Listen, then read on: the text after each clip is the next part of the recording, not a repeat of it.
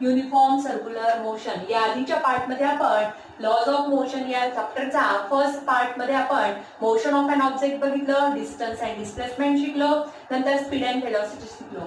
नंतर सेकंड जो पार्ट आहे या युनिटचा त्यामध्ये आपण uniform and non uniform motion काय असतं, एक्सेलरेशन काय आहे, पॉझिटिव्ह निगेटिव्ह झिरो एक्सेलरेशन काय असतं हे बघितलं. आणि थर्ड पार्ट मध्ये म्हणजे बोर्ड लेक्चर मध्ये आपण बघितलं काय तर graphical method of equation of motion शिकलो की जे v is equal to u plus a t होतं, s is equal to u t plus 1/2 a t square and v square is equal to u square plus 2as हे आपण equation शिकलो. आज आपल्याला uniform circular motion आणि त्याच्यासोबत असणारे सॉल्व द एक्झाम्पल बघायचे आहे. जर तुम्हाला माझा व्हिडिओ आवडला तर लाईक करा, शेअर करा, सबस्क्राईब करा आणि प्रेस द बेल आयकॉन. मग युनिफॉर्म सर्क्युलर मोशन म्हणजे काय असतं ते बघूया. आता युनिफॉर्म म्हणजे एकसारखं, सर्क्युलर म्हणजे वर्तुळाकार आणि मोशन म्हणजे काय गती. मग वर्तुळाकार गती जी असते पण एकसारखी घडणारी जी असते त्याला युनिफॉर्म सर्क्युलर मोशन असं म्हणतात. When an object moves with constant speed म्हणजे एखादा ऑब्जेक्ट आहे की जो कॉन्स्टंट स्पीडने आपल्याला जाताना दिसतो, मूव्ह होताना दिसतो. कसा पण सर्क्युलर पाथ मध्ये तेव्हा असणारं जे मोशन असतं त्याला युनिफॉर्म सर्क्युलर मोशन असं म्हणतात. बघा, when an object moves with constant speed, एक ऑब्जेक्ट आहे जो मूव्ह होतो कसा कॉन्स्टंट स्पीडने मूव्ह होतो आणि सर्क्युलर पाथ मध्ये जर तो मूव्ह होत असेल कॉन्स्टंट स्पीडने तर त्याला युनिफॉर्म सर्क्युलर मोशन असं म्हणतात. मग याचं उदाहरण काय आहे, the motion of the earth around the sun, motion of the moon around the earth and the motion of the electron around the nucleus. These are the example of uniform circular motion. आता एक object आहे तो r या रेडियसनी काय होतो आहे, move होतो आहे. त्याची रेडियस r आहे. नंतर आपल्याला जर त्याची स्पीड काढायची असेल तर काय फॉर्म्युला आहे, स्पीड इज इक्वल टू 2 पाय r अपॉन t. म्हणजे 2 पाय आर म्हणजे काय, सर्कम्फरन्स. हा सर्क्युलर पाथ आहे, सर्क्युलर पाथ म्हणजे अशा पद्धतीचा. मग आपल्याला जर याचा काय काढायचं असेल, स्पीड काढायची असेल, किती स्पीडने आपण यामध्ये ऑब्जेक्ट मूव्ह होतोय हे जर काढायचं असेल तर त्यासाठी काय फॉर्म्युला आहे, 2 पाय आर. 2 पाय आर म्हणजे काय, हा असणारा सर्कम्फरन्स आणि त्याला टाइमने जर डिवाइड केलं तर आपण त्या युनिफॉर्म सर्क्युलर मोशनची स्पीड काढू शकतो. मग speed is equal to 2 pi r upon T हा फॉर्म्युल्याने आपण युनिफॉर्म सर्क्युलर मोशन ऑब्जेक्टचा फाइंड करू शकतो. बघा, युनिफॉर्म सर्क्युलर मोशन कळलं सगळ्यांना. When an object moves constant speed along a circular path, the motion is called uniform circular motion. मग आपण फॉर्म्युला काय त्यासाठी, speed is equal to 2 pi r upon t. याचे एक्झाम्पल मी तुम्हाला सांगितलं की आपली पृथ्वी जी आहे ही सतत सूर्याभोवती कॉन्स्टंट स्पीडने फिरत राहते. सेकंड सांगितलं की मून, चंद्र हा कशाभोवती फिरतो, पृथ्वीभोवती फिरत असतो. नंतर न्यूक्लियस जे आहे आपलं इलेक्ट्रॉन जे आहे ते न्यूक्लियस भोवती काय करतात, रिव्हॉल्व करत असतात. अशा पद्धतीने युनिफॉर्म सर्क्युलर मोशनचे एक्झाम्पल आहे. आता आपण सॉल्व द एक्झाम्पल कडे वळूया. तर सॉल्व द एक्झाम्पल मध्ये फर्स्ट, सेकंड, थर्ड आणि फोर्थ आपल्याला एक्झाम्पल बघायचे आहेत. एक्झाम्पल कडे वळूया. याच्या आधी आपण युनिफॉर्म सर्क्युलर मोशनची डेफिनेशन बघितली. त्याच्यानंतर एखादं कॉइन जर आहे ते जर आपण घरंगळवलं तर ते काय असतं, प्रत्येक वेळेस फिरताना काय असतं, जमिनीला टेंजंट असतं. त्याला direction of the speed of velocity त्याची कशी असते, डिफरंट असते. आता आपल्याला सॉल्व एक्झाम्पल बघायचे आहे. यामध्ये बघा, first example, an athlete is running on a circular track. कसा जातोय तो खेळाडू, तर सर्क्युलर ट्रॅकने जातो आहे, पळतो आहे. He runs a distance of 400 metre. किती डिस्टन्स रन करतोय तो, 400 मीटर इन 25 सेकंड. किती सेकंड मध्ये, 25 second. Before returning to his original position, जेव्हा तो त्याच्या ओरिजिनल पोझिशनला येतो, what is his average speed and velocity. आपल्याला काय काढायची, त्याची ऍव्हरेज स्पीड आणि ऍव्हरेज व्हेलॉसिटी फाइंड करायची आहे. बघा, एक्झाम्पल सॉल्व्ह करताना आधी काय गिवन दिलंय ते लिहूया. गिवन मध्ये काय आहे, डिस्टन्स दिलाय आपल्याला. मग त्याचा टोटल डिस्टन्स किती आहे, total distance is equal to 400 metre. किती आहे, 400 मीटर आहे. टाइम किती आहे त्याचा, total time is equal to 25 second. नंतर इज ओरिजिनल पोझिशन ब्रॉड is average speed and velocity. म्हणजे काय फाइंड करायचं आहे, average speed is equal to आणि ऍव्हरेज व्हेलॉसिटी आपल्याला त्याची फाइंड करायची आहे. आता ऍव्हरेज स्पीडचा फॉर्म्युला काय आहे, total distance upon total time. आता आपण इथे सॉल्व्ह करूया एक्झाम्पल बघा. Average speed is equal to total distance upon time.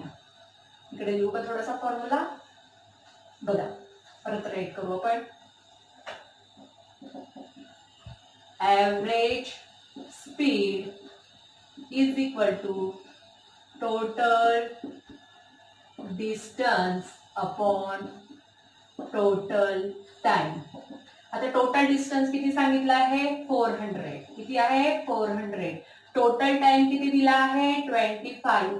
आता 25 ने जर 400 ला डिवाइड काय केलं तर काय येतं बघा, इथे कॅल्क्युलेशन करू आपण.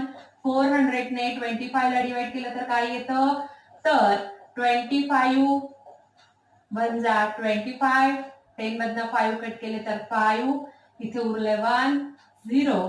25 6 जा किती येतं, 150. किती आन्सर आलं मग, 16 मीटर पर सेकंड त्याची ऍव्हरेज स्पीड येते. आता आपल्याला दुसरं काय फाइंड करायचं आहे, ऍव्हरेज व्हेलॉसिटी. आता ऍव्हरेज व्हेलॉसिटीच्या फॉर्म्युल्यासाठी आपल्याला डिस्प्लेसमेंट लागतं.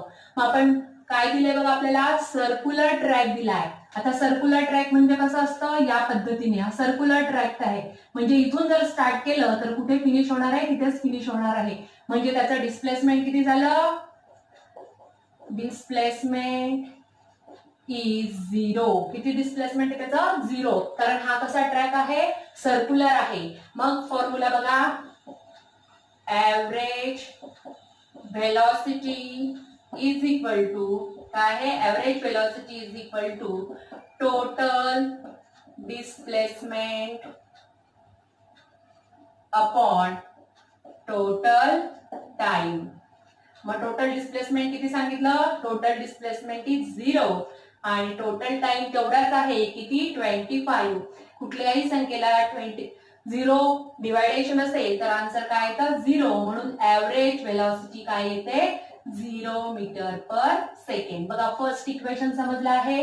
यामध्ये ऍव्हरेज स्पीडचा फॉर्म्युला वापरायचा आहे, total distance upon total time. Total distance आपलं 400 आहे, टोटल टाइम 25. याला डिवायडेशन केलं तर आन्सर आपल्याला 16 मीटर पर सेकंड. हे झालं ऍव्हरेज स्पीड. आता ऍव्हरेज व्हेलॉसिटी फॉर्म्युला काय आहे, total displacement upon total time. मग तुम्ही म्हणाल एक्झाम्पल मध्ये तर कुठेच डिस्प्लेसमेंट दिलं नाहीये, पण आपल्याला हा सर्क्युलर ट्रॅकने रनिंग करतो आहे सांगितलंय. मग सर्क्युलर ट्रॅक मध्ये आपण बघितलं होतं की इथून जर तो स्टार्ट करतो आहे तर इथेच तो फिनिश करतोय, कारण हा सर्क्युलर ट्रॅक आहे. आणि असं जेव्हा असतं स्टार्टिंग आणि फिनिशिंग पॉइंट एकच असतो तेव्हा असणारं डिस्प्लेसमेंट काय असतं, 0 मीटर पर सेकंड असतं. मग फॉर्म्युला काय, total displacement upon total time 0.25 म्हणजे 0 मीटर पर सेकंड. बघा फर्स्ट एक्झाम्पल आपण सॉल्व्ह केलंय. आता सेकंड कडे वळूया. बघा, an aeroplane taxis on the runway for 30 seconds with an acceleration of 3.2 meter per second square. Before taking off, how much distance would it have covered on the runway? म्हणजे धावपट्टीवरून जेव्हा विमान उडायला सुरुवात करत आहे तेव्हा त्याचा एक्सेलरेशन किती दिलेला आहे, एक्सेलरेशन आपण ए ने रिप्रेझेंट करतो. मग काय गिवन दिले आपल्याला एक्झाम्पल मध्ये, ए किती आहे, 3.2 metre per second square. Time दिले आपल्याला टी 30 सेकंड. नंतर before taking of how much distance, distance म्हणजे त्याचे डिस्प्लेसमेंट किती होत आहे ते फाइंड करायचं आहे. आणि स्टार्टिंग म्हणजे त्याची इनिशियल व्हेलॉसिटी काय आहे, 0 मीटर पर सेकंड आहे. मग फॉर्म्युला काय आहे, S is equal to UT plus half AT square. आता आपल्याला डिस्टन्स काढायचंय म्हणून यस तसंच ठेवायचं. यू आपल्याकडे व्हॅल्यू आहे 0, टाइम किती आहे 30 प्लस 1/2. ए च्या ठिकाणी किती दिली आपल्याला व्हॅल्यू 3.2 आणि टी चा स्क्वेअर आहे म्हणजे 30 चा स्क्वेअर. बघा यस 0 ने मल्टिप्लाय केलं तर काय येतं 0, म्हणजे हा नंबर आपण लिहितच नाही. मग उरलं आपलं फक्त 1/2 इंटू 3.2 इंटू 30चा स्क्वेअर किती आहे 3 चा स्क्वेअर येतो 9 आणि 10 आहे 10चा स्क्वेअर काय तो 20.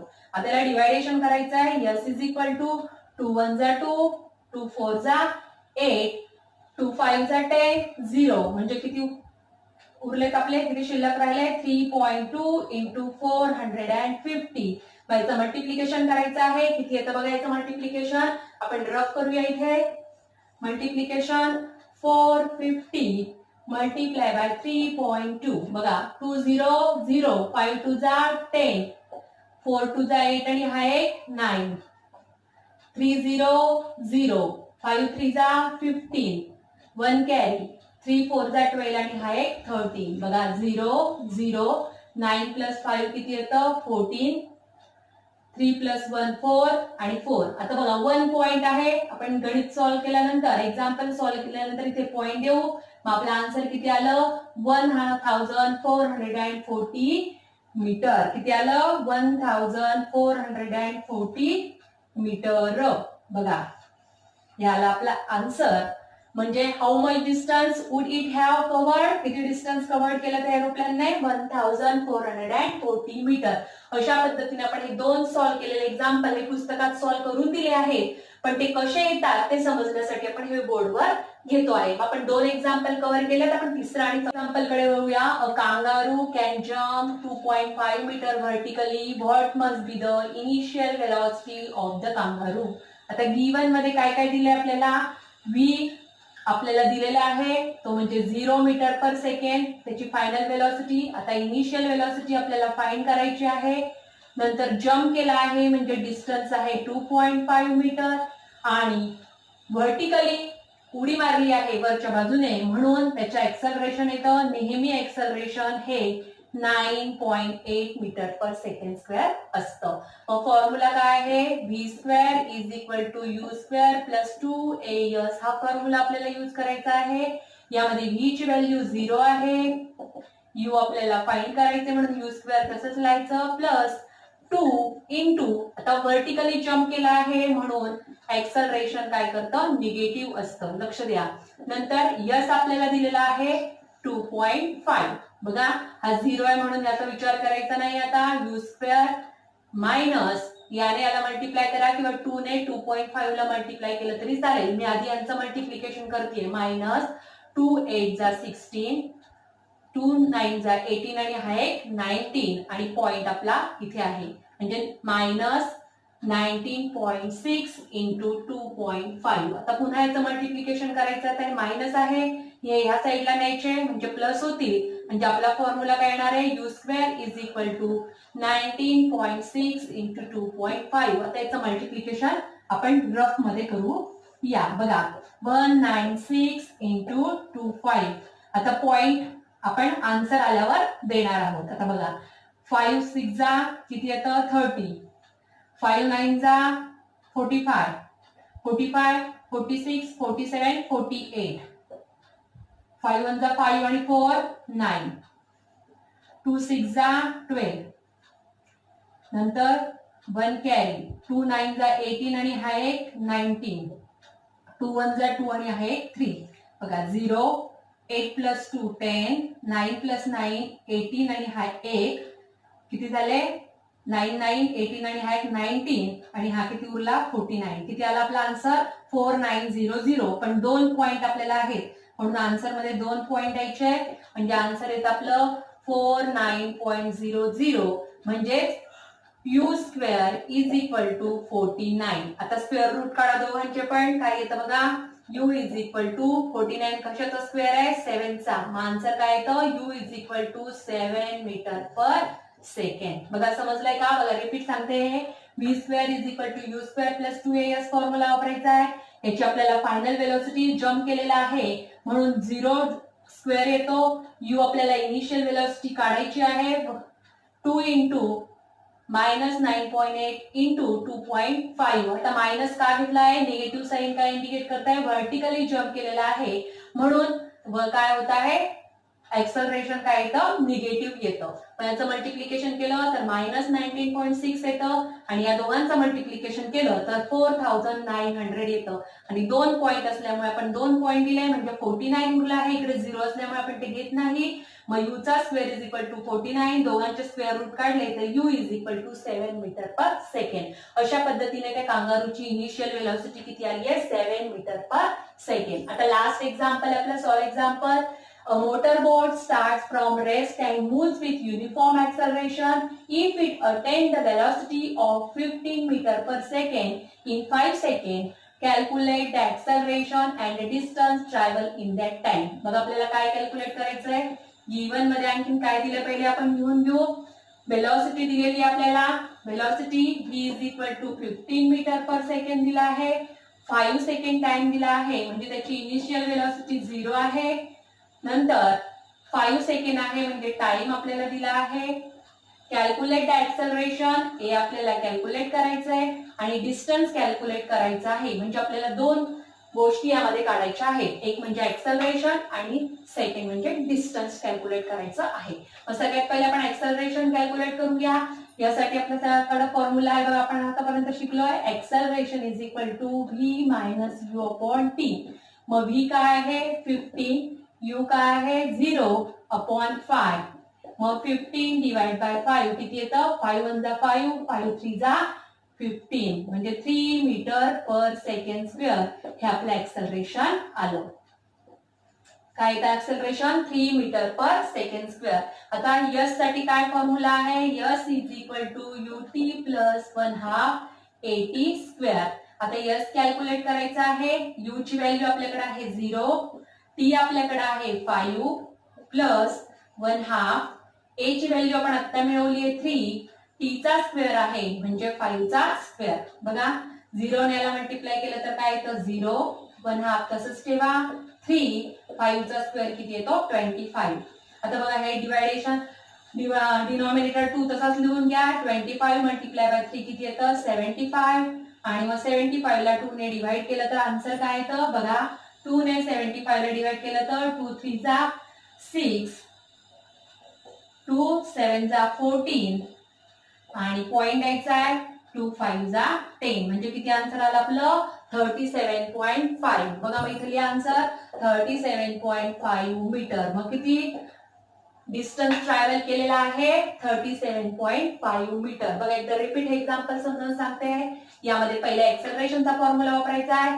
एक्सेलरेशनचा फॉर्म्युला वापरून v minus u upon t करून यावरून आपण एक्सेलरेशन मिळवलं 15 divide by 5 a is equal to 3 metre per second square.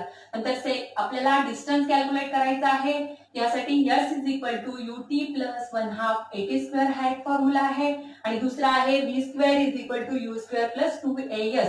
या दोघं फॉर्म्युल्यापैकी आपण जो फॉर्म्युला वापरला त्याच्यामध्ये आपला आन्सर येणार. आपण हा यूज केला s is equal to ut plus 1/2 at square. s तसाच ठेवला 0 3 ने 5 ने मल्टिप्लाय केलं त्याचा आन्सर येतं 0, 1/2 इंटू 3 5 चा स्क्वेअर येतो 25. 25 ने 3 ला मल्टिप्लाय केलं तर 75 येतं. 2 ने डिवाइड करायचं 2 ने 75 ला डिवाइड केलं तर आन्सर येतं 37.5 मीटर. अशा पद्धतीने आपण सॉल्व एक्झाम्पल कंप्लीट केलंय या व्हिडिओमध्ये. पुढच्या लेक्चरला आपण लॉज ऑफ मोशन कुठले लॉ आहे ते शिकणार आहोत. जर तुम्हाला माझा व्हिडिओ आवडला तर लाईक करा, शेअर करा, सबस्क्राईब करा आणि press the bell icon. Thank you.